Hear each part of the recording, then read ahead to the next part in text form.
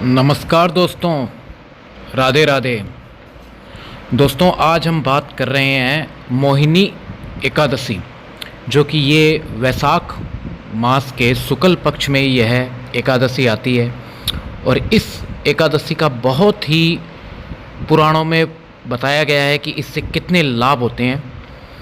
तो इस एकादशी की व्रत की कथा मैं आपको सुनाता हूँ।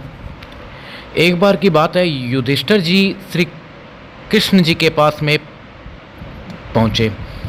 उन्होंने पूछा कि वैशाख मास के शुक्ल पक्ष की एकादशी का क्या नाम है तथा उसकी क्या विधि है, जो विस्तार पूर्वक कहिए।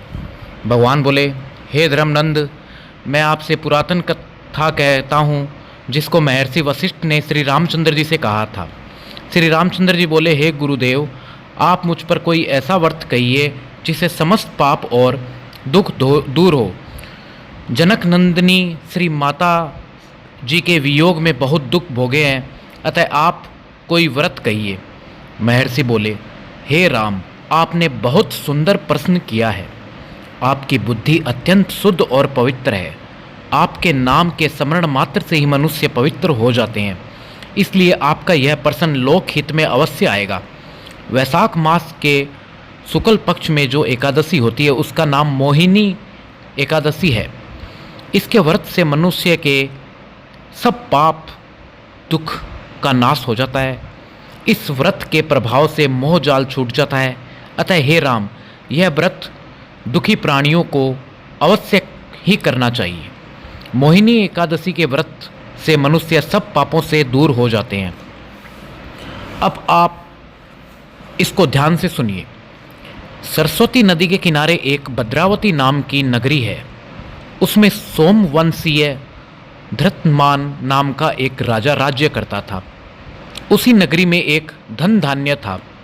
वह अत्यंत धर्मात्मा व विष्णु भगत था। उसने नगर में अनेकों भोजनालय, प्याऊ, कुएं, तालाब, धर्मशाला आदि बनवाए। उसके सड़कों के किनारे आम, जामुन, नीम आदि वृक्ष लगवाए।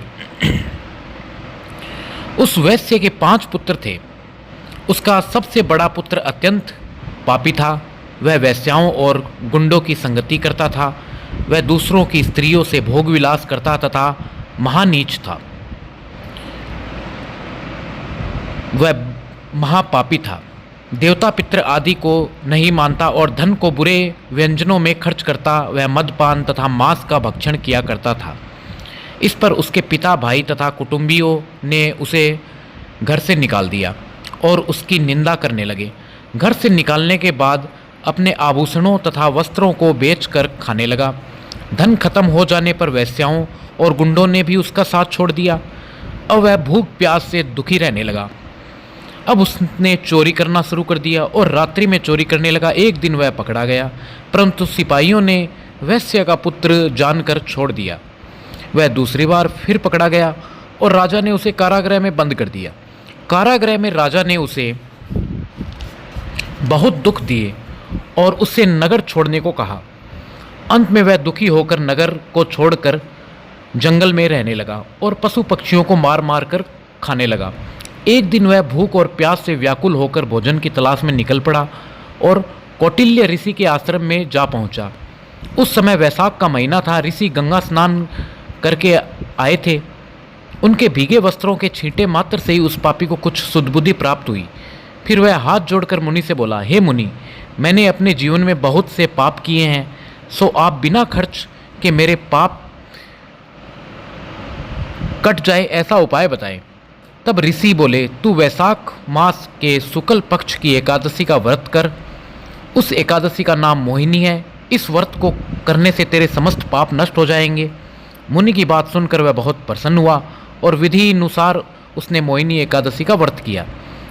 हे राम, इस व्रत के प्रभाव से उसके समस्त पाप नष्ट हो गए और अंत में वे गरुड़ पर सवार होकर विष्णु लोक को गया। इस व्रत के मोह आदि भी नष्ट हो जाते हैं और संसार में इस व्रत से श्रेष्ठ अन्य कोई व्रत नहीं है। इसके महात्म के श्रवण व पठन से जो पुण्य मिलता है वह एक सहस्त्र गोदान के पुण्य के बराबर है। तो यानी कि इसका जो दान बताया गया है कि ये एकादशी करने से हजारों गोदानों का जो पुण्य किया हुआ हो उसका भी फल इसमें मिलता है। तो दोस्तों, आप भी इस एकादशी को कीजिए। यदि ये एकादशी आप नहीं कर पाए किसी कारणवश तो इसकी कथा ज़रूर सुनिए, और अगली बार जब भी यह एकादशी आए इसे ज़रूर करना। भगवान आपके सारे पाप दूर कर देंगे, क्योंकि मनुष्य जीवन में पाप किसी कारणवश हो ही जाते हैं मनुष्य में, क्योंकि हम अभी कलयुग के इस पहर में जी रहे हैं।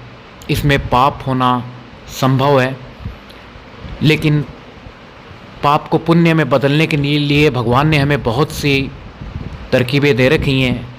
उसमें एक एकादशी का नाम भी है। तो दोस्तों, राधे राधे, धन्यवाद।